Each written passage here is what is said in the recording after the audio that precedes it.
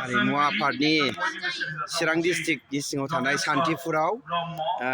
एगजिबिसनाव थार इन्दि सि दानाय बेखौ लाबोदों नोंथांमोननो देखायदोंखौनो आङो जोबोद मोजां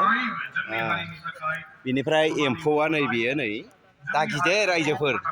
जों जायोना ओमफ्राय बे फिथोब ओमफ्राय नैबे इन्दि फिथाइ बे गोथां बे गोमोन बिनिफ्राय नैबेयो बिसोरो मुगानि बानायनायनि बेफोरो गामसा आर'नाइ दख'ना जोमग्रा नैबे दख'ना थावसि हिन्जाव गोदान गानग्रा गोदो होननायाव नैबे गामसा आर'नाइ गोनां चिरां डिस्ट्रिक्टनि ना नोंसोरो मा गामि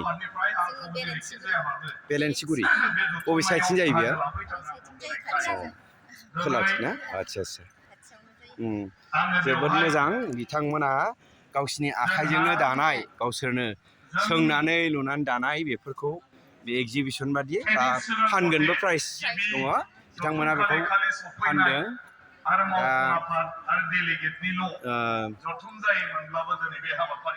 जोबोद मोजां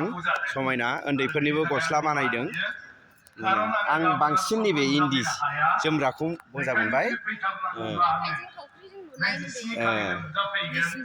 अरिजिनालखौ बानायथारदों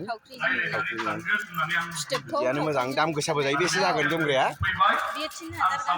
3000 औ ओमफ्राय दख'नाबा बेसे जागोन इन्दिनि दख'नाबा खालि जोमग्राखौल' बे 3000 ना ओमफ्राय आर'नाइफोरा औ ओमफ्राय बै ओरैनो माबाफोरा बिसोरो औ बियो बेसे दाम 2200 अ